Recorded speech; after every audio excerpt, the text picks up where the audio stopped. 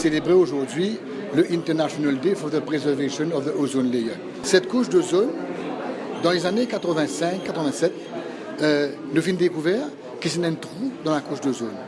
Et c'est comme ça qu'en 1987, fin passe une convention que nous pouvons bien protéger la couche d'ozone parce que sinon, les rayons ultraviolets qui viennent depuis là-haut, dans l'atmosphère, les causent cancer de la peau et amènent beaucoup de problèmes de santé à l'être humain.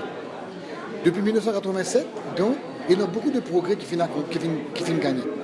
Mais seulement le progrès qui finit gagner finit aussi démontrer une lacune.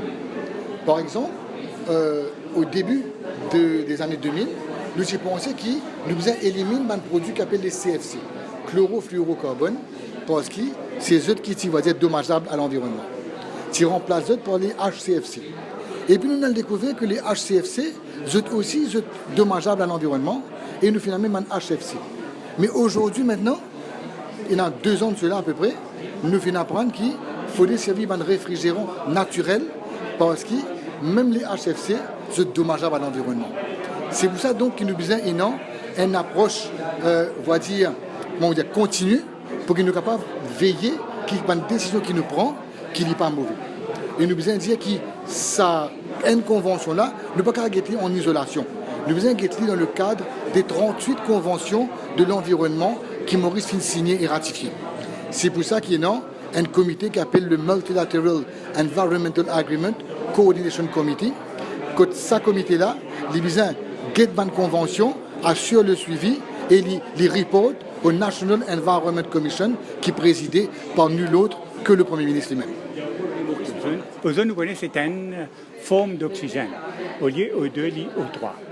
Donc, fonction de la couche d'ozone, c'est qu'il protège nous contre les rayons ultraviolets. Il peut détruire parce que le chlorine radical, chlorine qui est dans sa gaz qui affecte là, il a affecté ça 3 atomes d'oxygène. Il fait le O2, au lieu O3, il O2. Donc, à ce moment-là, couche d'ozone, il est appauvri. Donc, il y a moins d'ozone dans l'atmosphère. Mais quel est le gaz qui affecte la couche d'ozone? C'est surtout le chlorofluorocarbone et le hydrochlorofluorocarbone. Nous trouvons ça principalement actuellement dans les frigidaires et les air conditionneurs. Avant, il y a les autres usages, dans les aérosols, dans les fumigants, etc. Et il y a aussi methylbromide et carbone tétrachloride qui affectent la couche d'ozone. Donc, pour protéger la couche d'ozone, ce que nous devons faire, c'est que nous devons arrêter de servir à gaz et trouver une alternative. Et Dieu merci, dans la plupart des cas, nous trouvons une alternative. Une alternative, c'est que dans le frigidaire, nous avons un frigidaire qui est isobutane, donc R600 là. Dans le air conditionneur, c'est un qui est propane et à 290.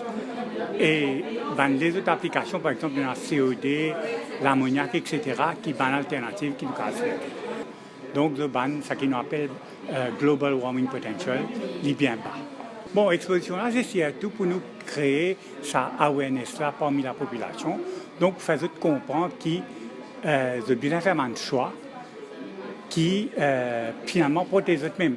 Parce que quand nous protégeons la couche d'ozone, quand nous faisons des efforts pour diminuer le changement climatique, nous pouvons protéger nous-mêmes.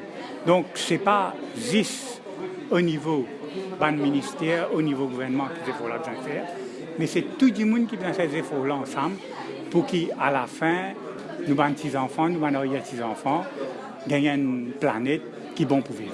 Alors, peut-être que vous avez commencé pour le commandement de l'Imen. Alors, si vous commandement de l'Imen, qui peut apprendre comment dire?